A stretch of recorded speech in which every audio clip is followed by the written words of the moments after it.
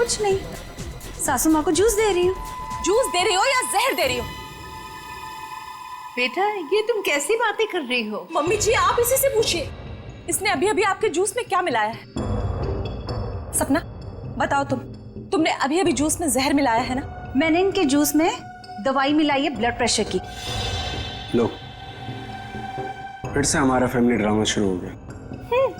अच्छा, blood pressure की दवाई? तो फिर पी के दिखाओ इस जूस को। मैं क्यों पीऊं?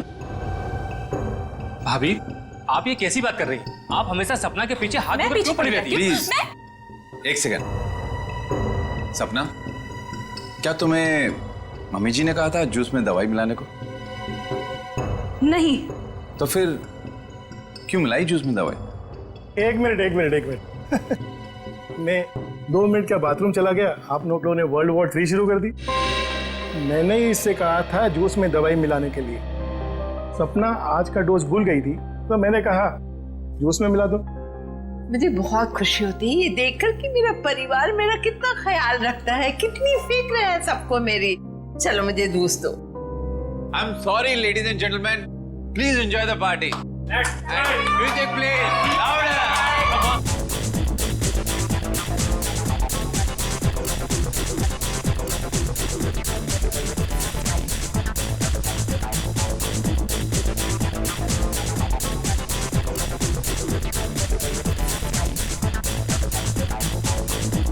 नमस्ते। नमस्ते। महेश कैसे हैं आप? प्रतीक जी मैं बिल्कुल ठीक हूँ, आप कैसे हैं? बस मैं ठीक हूँ। आप कुछ ले नहीं रहे हैं? मैं आपके खाने के लिए कुछ मंगाती हूँ। सरोज। नहीं, आप तकलीफ मत लीजिए, मैं खुद जाकर ले लूंगा। श्योर। या it's okay, fine. Hi.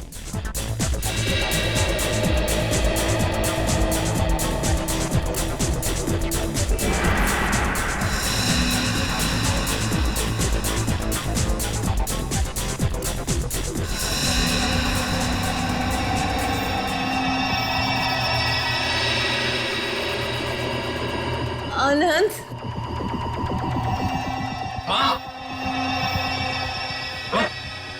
Mummy ji क्या हुआ आपको? मम्मी जी, मम्मी जी।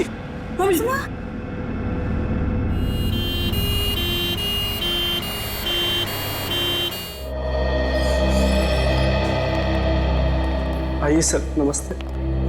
मेरा ही नाम अहम है सर, मैंने आप लोगों को फोन किया था। अच्छा, अब कैसी है तुम्हारी मम्मी?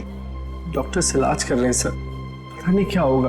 घबराओ नहीं, सब ठीक हो जाएगा। जिस किसी ने मेरी माँ को मारने की कोशिश की है ना, उसको आप छोड़ना मत। एक बात बताओ अहम, क्या तुम्हें किसी पर शक है? मेरा मतलब है कौन कर सकता है ये तुम्हारी मम्मी के साथ? मुझे तो सभी पर शक है सर। अहम, कौन है ये लोग? CID। CID? पर किसने बुलाया इन्हें? मैंने बुलाया। क्यों? आप? जी मैं विकास, अहम का बड़ा भाई। क्योंकि आप में से किसी ने ही मम्मी की जान लेने की कोशिश की है। What nonsense! तुम अपने घर वालों पर शक कर रहे हो? आप घबरा क्यों रहे हैं भैया?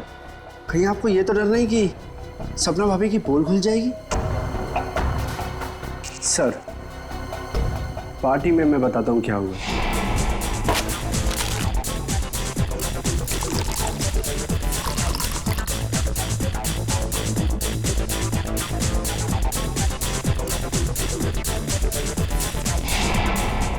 तुम्हारी सपना भाभी पर शक है तुम्हें? Yes sir. सपना कहाँ है? सपना हॉस्पिटल नहीं आई, वो घर पर ही है। वैसे आप कौन है? जी मैं काव्या। हमारी भाभी है सर। सर, अहम बच्चा है, ये आप लोगों को बहका रहा है सर। विकास जी, हम CID वालों को कोई बहका नहीं सकता, समझे? कहाँ है आपकी मम्मी? मम्मी ऊपर ICU वार्ड में है।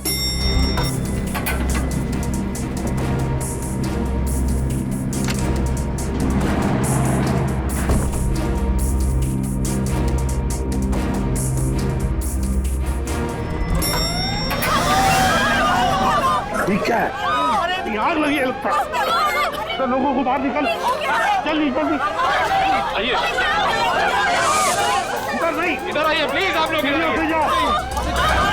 जल्दी चलो। चलिए फ्लोर का, जल्दी आइए। नहीं नहीं, आप लोग इधर से आप लोग इधर से जल्दी चलो। चलिए फ्लोर खाली है, चलिए जल्दी आइए। नहीं नहीं, आप लोग जाइए, से जाइए, संभाल के। आइए ध्यान से।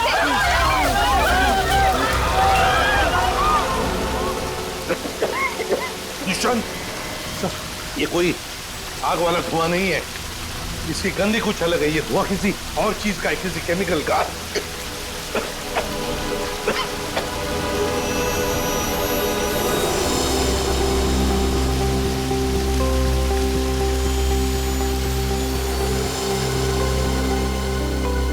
सर, हाँ? आपका अंदाजा सही था। ये देखिए, smoke bomb. My God, sir कहीं ये स्मोक बॉम्ब फायर अलार्म बजाने के लिए तो नहीं डाला गया था? आश्रय, फायर अलार्म बजाने के लिए ही स्मोक बॉम्ब लगाया गया था। मालिनी का कमरा ढूंढो जल्दी।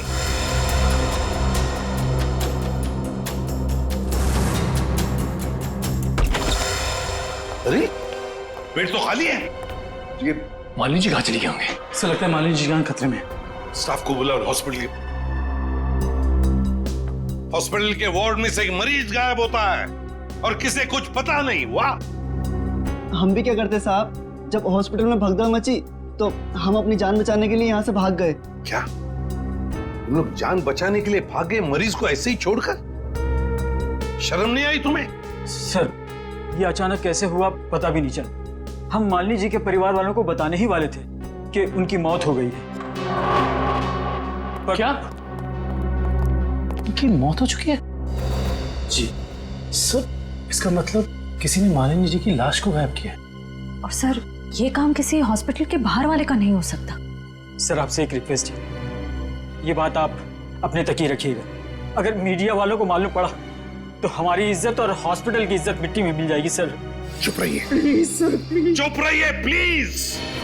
लाश गायब हुई है हॉस्पिटल से और आपको अपनी और इस हॉस्पिटल की इज्जत की पड़ी है। हाँ? एक बात ध्यान से सुन लो, तुम्हारे इस हॉस्पिटल का एक एक दरवाजा, एक एक खिड़की अभी इसी वक्त बंद चाहिए। मुझे एक चिड़िया तक बाहर नहीं जानी चाहिए, समझे? जी सर, सुना तुमने? जी, गो इमीडिएट। दुष्यंत, हॉस्पिटल का कोना कोना छान मारो, कहीं तो छुपा के रखी होगी मालिनी की लाश को, कहीं तो। हाँ।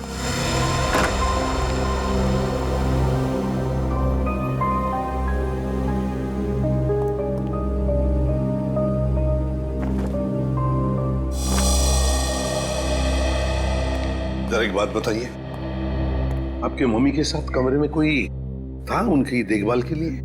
जी सर, मेरे पति आनंद वहीं पर थे। आप मम्मी के साथ थे? तो फिर ये सब हुआ कैसे?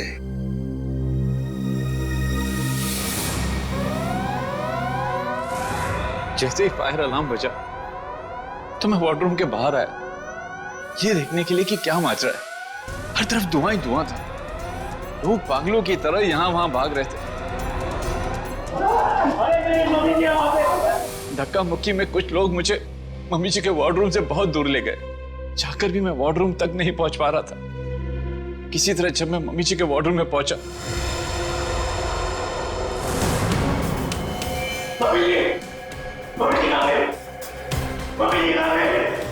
तो मम्मी जी वहां पे थी ही नहीं। सर प्लीज प्लीज मम्मी जी को ढूंढ निकालिए। सर, हर जगह चेक कर लिया, मालिनी जी की लाश कहीं पर भी नहीं है। और सर, मॉर्ग में भी चेक किया, लाश वहां भी नहीं। इसका मतलब है जिसने भी ये किया है वो मालिनी की लाश को हॉस्पिटल के बाहर ले जा चुका है। काम करते हैं, हॉस्पिटल के गेट पर जो सीसीटीवी कैमरा लगा हुआ है उसका फुटेज चेक करते हैं।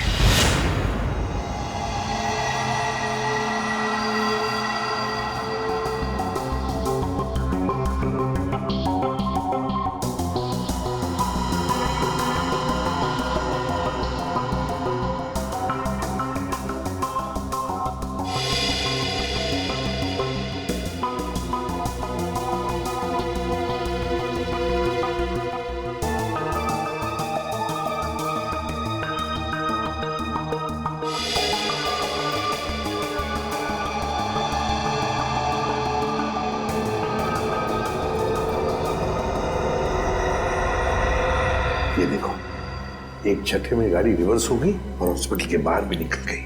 जरूर मुजरिम मालिनी को इसी गाड़ी में लेकर गया होगा। एक मिनट जरा इस फुटेज को रिमाइंड कीजिए, हमें कार का नंबर चाहिए। पॉज करो, जूम इन करो। XYZ5139। सर आप सही कह रहे हैं, या मुजरिम मालिनी जी को इसी गाड़ी में लेके गया होगा।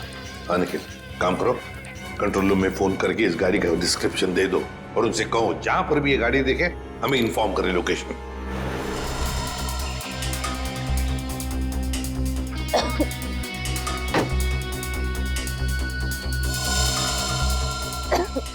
सर सीट्स तो खाली है पर कुछ अजीब सी बदबू आ रही है।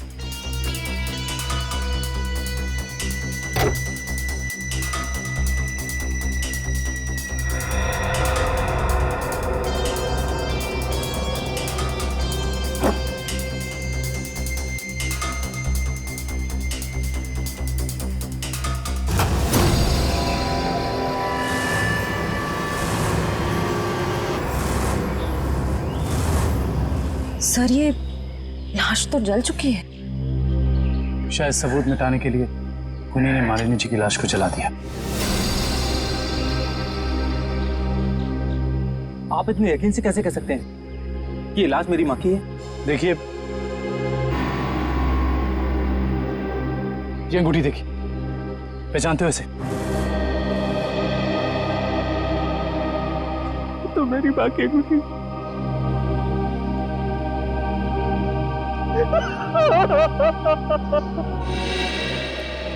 हाँ डॉक्टर साहब, कुछ नहीं ताजी? अरे क्या नहीं ताजी है?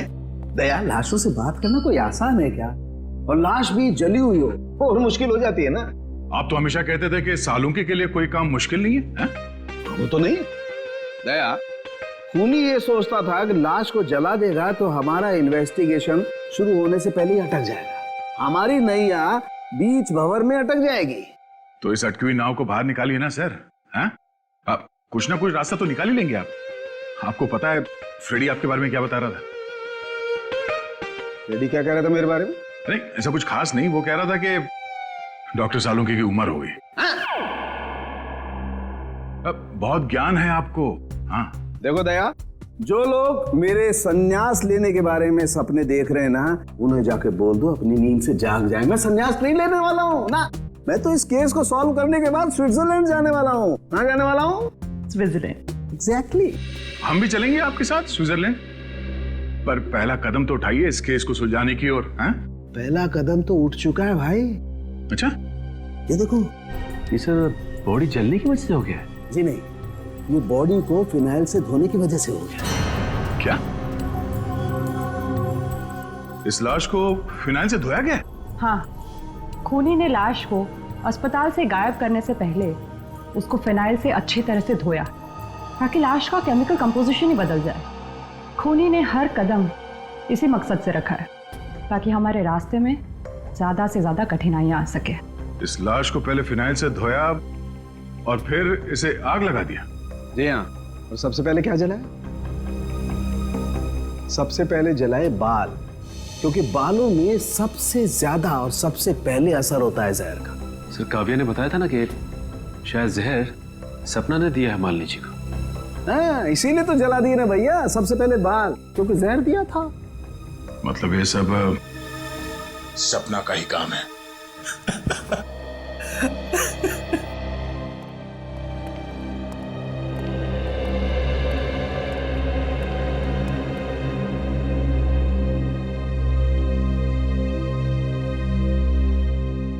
सर आप लोग कुछ पता चला माँ की मौत की वजह क्या थी? जी नहीं, मगर बहुत जल्द पता चल जाएगा। पता तो चल गया है ना सर, सपना ने ही जूस में जहर मिलाया था। बस कीजिए भाभी, इनफ। हर चीज की खाद होती है। डॉक्टर साहब आप बताइए ना इन्हें। देखिए, मैं इनका फैमिली डॉक्टर हूँ। सपना ने जूस में ब्लड प्रेशर की दवाई मिलाई थी, जो मैंने ही उसे कहा था। ओह अच्छा। अच्छा एक बात बताइए, क्या लगता है आप लोगों को कौन कर सकता है ये? कौन मार सकता है आपकी माता जी को? मैं कुछ कहना चाहूँ। आप? जी सर, ये हमारे परिवार के वकील हैं, मिस्टर संजीव। संजीव जी, कहिए संजीव जी, क्या कहना चाहते हैं आप? देखिए सर, मुझे शक तो नहीं है। हाँ, मगर पार्टी के बाद मालिनी जी मेरे साथ एक मीटिंग करना चाहती थी। मालिनी जी आपके साथ मीटिंग करने वाली थी? किस सिलसिले में? अपनी वसीयत बदलने के सिलसिले में। वसीयत बदलना चाहती थी? अच्छा। मीटिंग ही नहीं हो पाई क्योंकि अचानक इनकी तबीयत खराब हो गई। अच्छा संजीव जी, ये बताइए, अभी जो वसीयत है जो मालिनी जी बदलना चाहती थी, क्या है उस वसीयत में, कुछ बता सकते हैं आप? सर, इस वक्त जो वसीयत है उसके हिसाब से आधी जायदाद मिस्टर आनंद के नाम पे है और बाकी बची हुई आधी जायदाद दोनों भाइयों के नाम पे है। वकील साहब, ये बताइए कि ये जो नई वसीयत है वो क्या होने वाली थी? सर, यही तो सब डिस्कस होना था, इससे ज्यादा मैं कुछ नहीं जानता। मालिनी जी की अचानक तबीयत बिगड़ गई और मीटिंग हो नहीं पाई। दुष्यंत, पता लगाना पड़ेगा मालिनी जी अगर वसीयत बदलती तो किसका फायदा होने वाला था और किसका नुकसान। अरे आओ आओ भैया, समझो केस सॉल्व हो गया। क्या बात है सर, लगता है लाश से कोई बड़ी जानकारी निकाल ली आपने। रिया जनाब, पार्टी में मालिनी जी के कान से खून बह रहा था ना? हाँ, उसकी वजह पता चल गई आपको? जी हाँ, उसकी वजह थी दया साहब जहर जिसने ऑरल ट्रैक्ट को यानी कि कान के इस हिस्से को बिल्कुल तबाह कर दिया, बर्बाद कर दिया। देखो, तो जहर की वजह से नस फट गई और कान से खून बहने लगा। और इतना ही नहीं, इनके खून में से हमें बहुत ज्यादा मात्रा में नाइट्रोजन के कंपाउंड्स भी मिले। और तो और इनकी किडनीज में से हमें बढ़ी हुई मात्रा में पोटेशियम और मैग्नीशियम मिला है। और ये सारी चीजें सिर्फ एक ही तरफ इशारा करती हैं, जहर। सर, फिर तो हमें सपना को गिरफ्तार कर लेना चाहिए। नहीं, यहीं पर कहानी में जरा सा ट्विस्ट है। भैया, इनको जहर तो जरूर दिया गया था, लेकिन वो स्लो पॉइजन था, धीमा जहर, जो कोई 1.5-2 महीने से लगातार हर रोज इन्हें दिए जा रहा था। इसलिए जूस में तो जहर होने का सवाल ही नहीं होता। और ये जहर किस चीज के जरिए दिया जा रहा था? खाने पीने के साथ? यार दया, ये गुत्थी थोड़ी सी उलझी हुई है। बट व्हाई फियर व्हेन सालू के इज हियर? तुम चिंता मत करो, इस जहर से भी मैं सच उगलवा के रहूंगा। ठीक है सर, आप इस जहर से सच उगलवाइए, तब तक मालिनी के घर वालों से सच उगलवाते हैं। क्योंकि वो जूस जो सपना ने मालिनी जी को दिया था उसमें जहर नहीं था। मालिनी जी की मौत स्लो पॉइजनिंग से हुई है। स्लो पॉइजनिंग, धीमे धीमे असर करने वाले जहर की वजह से, जो उन्हें 45 दिन तक रोज लगातार दिया गया था। धीमा जहर? मां को मारने की इतनी बड़ी साजिश? जी, और ये साजिश किसी आसपास वाले की है जो उनके खाने के साथ, उनकी दवाइयों के साथ छेड़खानी कर सकता था। सर, चाय लीजिए आप लोग। थैंक यू, आप लीजिए।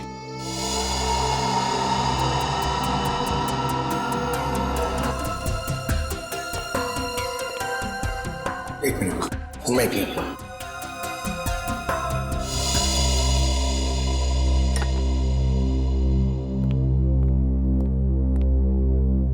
एक बात बताइए, मालिनी जी को रोज दवाई कौन देता था?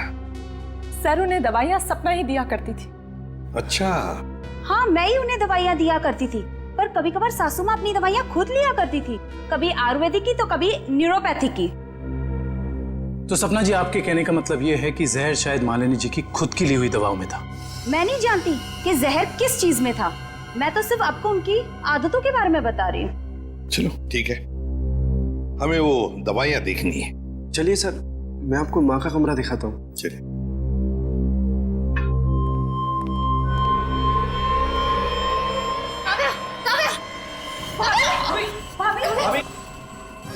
भाभी, क्या हुआ आपको? भाभी, सांस लेने में दिक्कत हो रही।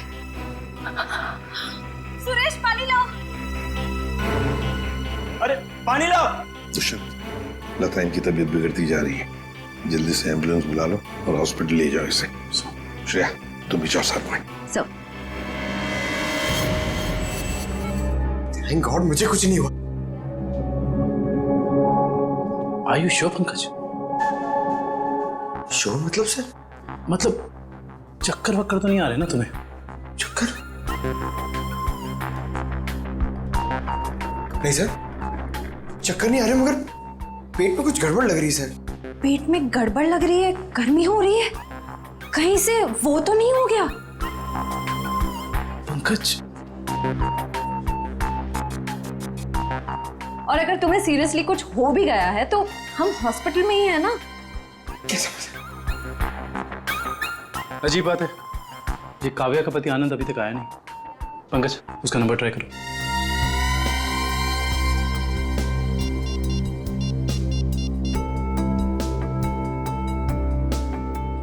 सर उसका फोन बंद आ रहा है। सर कहीं आनंद ने तो काव्या को चाय में जहर नहीं पिला दी? हो सकता है पंकज। सर अगर चाय में जहर था तो हो सकता है कि नौकर भी शामिल हो। सर क्या कहा डॉक्टर ने, क्या हुआ काव्या को? सर डॉक्टर के मुताबिक काव्या की चाय में जहर था और पंकज रिपोर्ट से क्लियर हो गया है। काव्या की चाय में जहर था? सुरेश,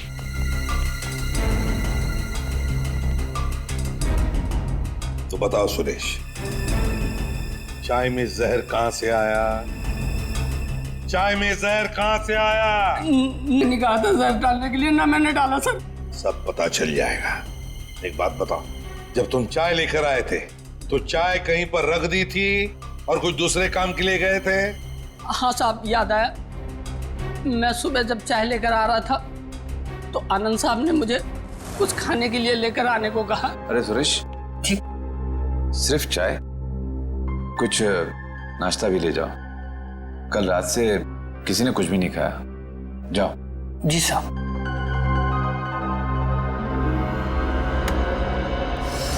आनंद कहाँ है? सर ये अपने रूम में सो रहे हैं।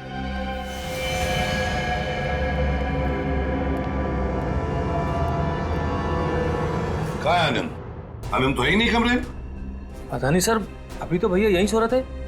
फोन करके बुलाओ।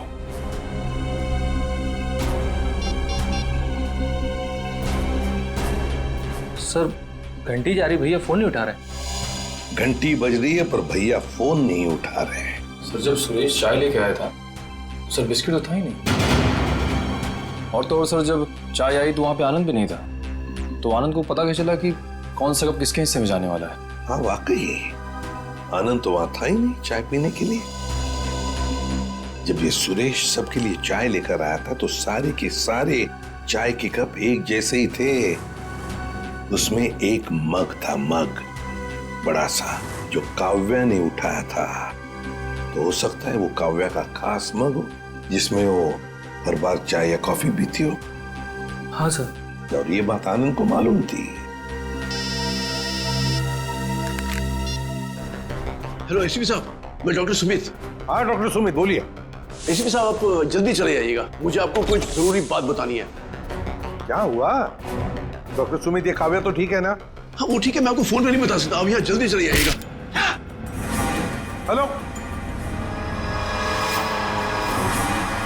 लगता है बहुत बड़ी गड़बड़ हुई है हॉस्पिटल में। Let's go. लिस्ट बना के दोबारा से डिटेल मुझे दे देना, ठीक है? बाकी सब मैं देख लूंगी। डॉक्टर सुमित कहाँ मिलेंगे? सर उन्हें तो आईसीयू में भर्ती किया है। डॉक्टर सुमित को आईसीयू में भर्ती किया है? क्यों? सर एक बहुत बड़ा हादसा हो गया। डॉक्टर सुमित अपने कैबिन में खून में लथपथ मिले सर, और उनके सर पे बहुत गहरी चोट आई है। माय गॉड, क्या मिल सकते हैं उन्हें? फिलहाल तो नहीं सर, वो कोमा में हैं। होश में कब आएंगे नहीं पता। दुष्यंत, जरूर ये वही मुजरिम है जो ये सब कर रहा है। वो अभी भी हॉस्पिटल में ही है, पहले मालिनी के साथ और अब डॉक्टर सुमित के साथ। काव्या सर, कहीं उस मुजरिम का अगला निशाना काव्या तो नहीं? काव्या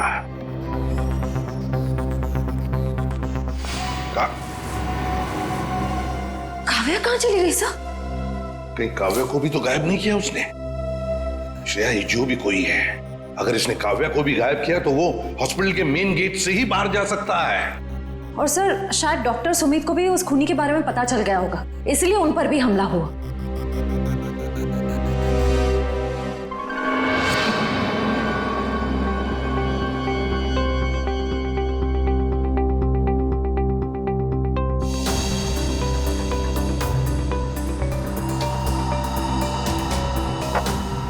निखिल, तो शायद डॉक्टर सुमित यहाँ फोन पर बात कर रहे थे और फिर पीछे से कोई आया और जोर से उनके सर पर वार किया और वो यहाँ नीचे गिर गए। हाँ साहब, डॉक्टर साहब के सिर के पीछे चोट आई है। अच्छा, हादसे के बाद डॉक्टर सुमित के केबिन में कितने लोग आए थे? सब 4-5 जन आए थे उनको आईसीयू में ले जाने के लिए। सर आनंद का अभी तक कुछ पता नहीं चला है, कहीं इस सब के पीछे उसी का हाथ तो नहीं? ये आनंद ही कुछ गड़बड़ है, कुछ न कुछ तो गड़बड़ जरूर है इस आनंद में। आइए सपना जी, आइए। कहाँ गई थी आप? वो मैं काव्या की रिपोर्ट्स लेने गई थी गैस्ट्रोलॉजिस्ट डिपार्टमेंट के पास। क्या हुआ? वहां से एक रिपोर्ट लाने में इतना वक्त? लाइन बहुत लंबी थी, मगर क्यों? क्या बात है? काव्या कहाँ है? काव्या गायब है, समझिए आप? क्या? सर ये ब्लड सैंपल्स तो ले लिए, लेकिन सर क्योंकि बाकी लोग डॉक्टर साहब के कैबिन के अंदर चले गए थे, इसलिए सारे जरूरी सबूत मिट गए। और यहाँ पे काव्या गायब है ना दुष्यंत? ये किसी एक आदमी का काम नहीं, ये जो भी कर रहा है ना उसका कोई साथी है। एक इनके परिवार में से कोई और दूसरा इस हॉस्पिटल में से कोई।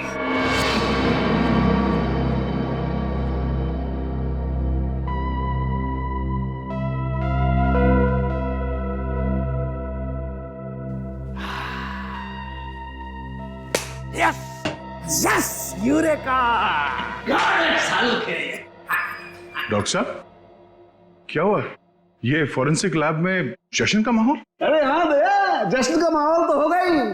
स्विट्जरलैंड की हसीन वादियां पुकार पुकार के कह रही हैं, सालुखे आजा रे तू आजा, तेरा इंतजार है। मतलब आपको पता चल गया कि वो लाश के अंदर जहर कहां से गया? जहर बॉडी में आया था दांत से। दांतों से जहर? हाँ सचिन, मालिनी ने 2 महीने पहले ही अपने दांतों का रूट कैनल करवाया था और इस ऑपरेशन के दौरान उसके दांतों में जो मर्क्यूरी का इस्तेमाल किया गया था वो मात्रा में बहुत ज्यादा थी। मर्क्यूरी अपने आप में एक जहर है ना डॉक्टर साहब?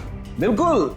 और जब जब मालिनी जी खाना खाती थी, खाने को अपने दांतों से चबाती थी, तब तब दांतों में छुपा हुआ वो मर्क्यूरी खाने में मिक्स हो जाता था और पेट में चला जाता था और पेट से फिर पूरे खून में मिक्स हो जाता था।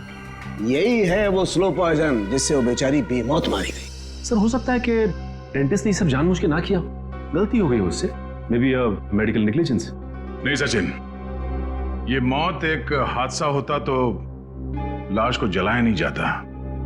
जिस किसी ने डेंटिस्ट ने भी ये किया है जानबूझ के ही किया है। वकील साहब, जैसा कि आप जानते हैं कि हमारी माँ अपनी वसीयत बदलवाना चाहती थी। जी हाँ। मगर वो ऐसा कर नहीं सकी, तो ऐसी स्थिति में क्या हमारा बंटवारा पुरानी वसीयत के हिसाब से होगा? दरअसल बात यह है कि मैं और आपकी माताजी। अरे वकील साहब आप, डॉक्टर साहब आप भी? मैं तो सिर्फ ये पूछने आया था कि क्या आपकी माताजी ने कभी अपने दांतों का इलाज करवाया था 1.5-2 महीने पहले? नहीं सर, उन्होंने कभी मुझे तो नहीं, उन्होंने कभी हमें इस बारे में कुछ नहीं बताया। डॉक्टर साहब आप तो फैमिली डॉक्टर हैं, आपको तो पता होगा। मुझे भी कभी उन्होंने इस बारे में कुछ नहीं कहा। दुष्यंत, काम करो, घर की अच्छी तरह से तलाशी लो, शायद कुछ मिल जाएगा। और निखिल, घर में जितने भी नौकर हैं सबको ऊपर बुलाओ, लेकर आओ।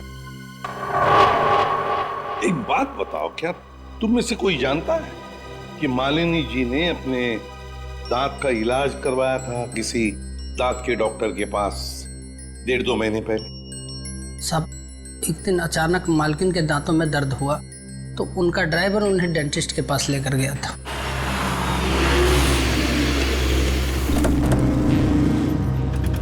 सर यहीं पे छोड़ा था हमने उन्हें। उसके बाद किधर गई वो तो मालूम नहीं मुझे। ठीक है, आसपास जितने भी डेंटिस्ट है ना, सब चेक कर लेते हैं। तुम लोग उधर देखो।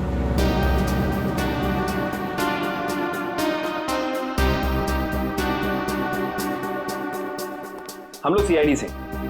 क्या ये कभी आपके यहाँ इलाज कराने आई थी? No, I don't think so. यहाँ पर आए हैं। यहाँ से देखिए, ये 2 महीने पुरानी बात है। नो सर, ये लेडी कभी हमारे वहाँ इलाज के लिए नहीं आई। नहीं, मुझे नहीं लगता है यहाँ पर आए हैं। आई नॉर्मली मैं पेशेंट्स को याद रखती हूँ अपने। Thank you very much. Thank you. Sir उस साइड किसी भी डेंटल क्लिनिक में मालिनी को किसी ने पहचाना नहीं। अच्छा, यहाँ देख लेते हैं।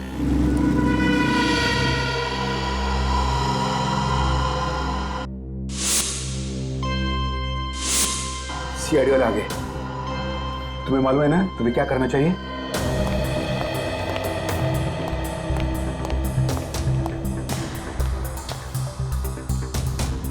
Excuse me. जी कहिए। हमें डॉक्टर से मिलना है। जी कहिए, मैं डॉक्टर कल्पना हूँ। आपके पास अपॉइंटमेंट है? डॉक्टर हम सीआईडी से। इन्हें पहचानती हैं आप? इन्हें कभी देखा नहीं है। कौन है ये? इनका नाम मालिनी है और इनका खून हो गया है। क्या? खून? क्या हुआ? खून का नाम सुनते ही आपकी जबान लड़खड़ाने क्यों लग गई? नहीं नहीं, यहाँ पहली बार सीआईडी आई है ना, तो मैं थोड़ी नर्वस हो गई। कोई बात नहीं, आप परेशान मत होइए। Thank you very much.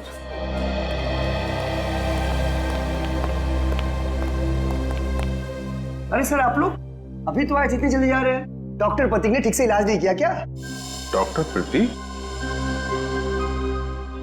यहाँ तो कोई लेडी डॉक्टर है ना? No no, no lady, no lady, only gents, only gents. Doctor Pratik. अच्छा अच्छा।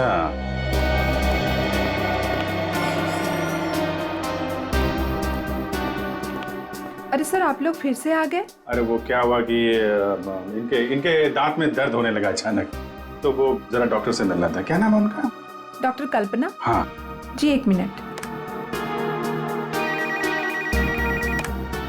हेलो।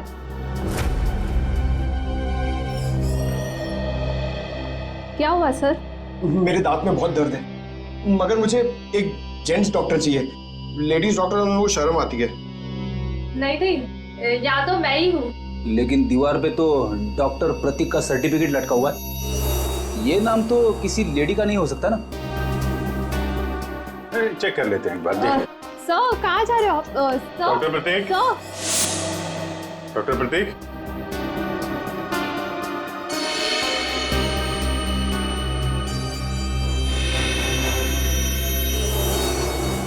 अरे डॉक्टर साहब क्या कर रहे हैं? आप चले जाइए यहाँ से। डॉक्टर साहब कुछ गिर गया क्या यहाँ पे आपका? मैंने कुछ नहीं किया है। आइए आइए, बाहर आइए। आइए। अब चले जाइए यहाँ से। अरे अरे चले जाएंगे डॉक्टर साहब। आप चले जाइए। अब जाएंगे, पहले थोड़ी बातचीत तो कर लें। लेकिन मैंने कुछ नहीं किया। अरे आइए तो सही। आइए आइए। मैंने कुछ नहीं किया। हाँ। सर ये ऐसे नहीं मानेंगे। लगता है डेंटिस्ट साहब के दांतों का इलाज करना पड़ेगा। अरे लेकिन हम में से किसी को डेंटिस्ट्री आती नहीं है। अरे नहीं आती तो आ जाएगी। क्यों डॉक्टर साहब, प्रैक्टिस मेक्स मैन परफेक्ट ना। आपने भी तो प्रैक्टिस से सीखा होगा। आती। हाँ तो फिर आइए प्रैक्टिस कर लेते हैं। आइए बैठिए बेटा। अरे भाई बेटा बैठिए। आइए बैठिए। बैठिए। ये क्या कर रहे हैं आप लोग? बैठिए। ये गलत कर रहे हैं आप लोग। तुमने जो किया वो ठीक था क्या? मैंने गलत कुछ नहीं किया। गलत तो हम भी नहीं कर रहे हैं डॉक्टर साहब। आप जल्दी से मुंह खोल दीजिए वरना बता। मालिनी का इलाज मैंने किया था। और इलाज के बहाने उसके दांतों में ज्यादा मरकुरी भी तुमने डाली थी। गलती हो गई। गलती नहीं है, ये गुनाह है। किसके कहने पे किया था? मुझे नहीं मालूम। पता आनंद पैसे दिए थे मुझे इसलिए। कहाँ मिलेगा ये? भाई को था।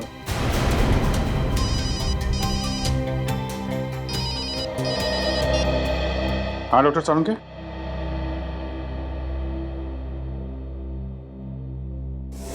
क्या? आनंद रुक जाओ, आनंद गोली चल जाएगी। आनंद रुको, आनंद।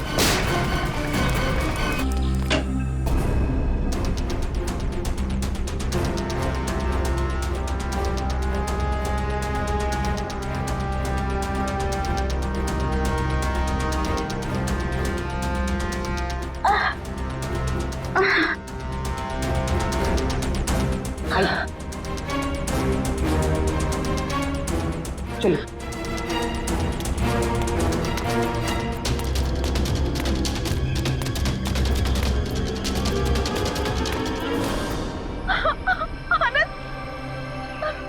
ये क्या किया आप सबने?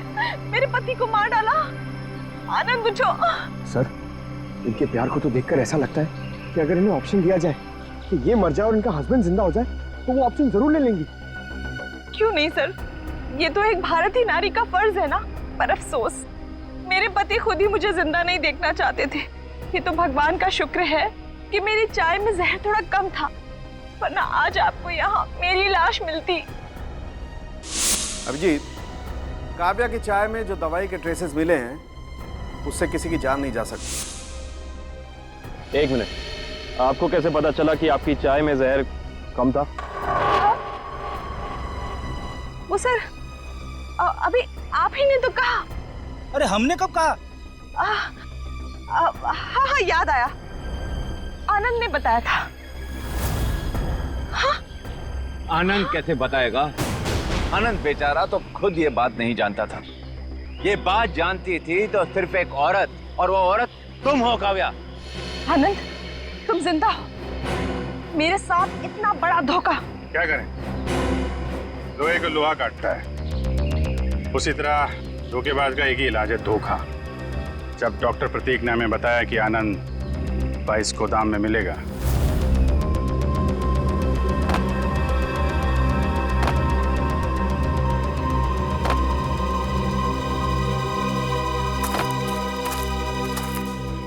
तो हमने यहाँ पहुंचकर देखा कि वो बेचारा बंधा पड़ा है। उसके हाथ पांव खोले तो उसने अपनी आप बीती सुनाई।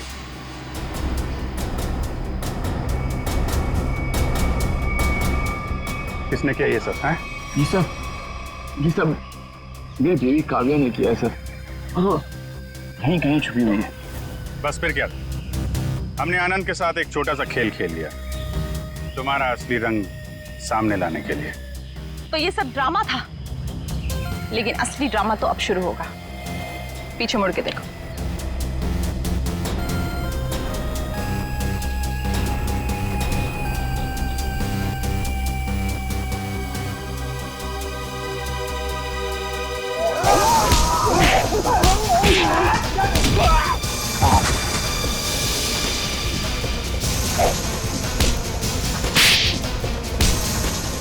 बड़ी भारतीय नारी होने का ढोंग कर रही है। तुम जैसी नहीं होती भारतीय नारी।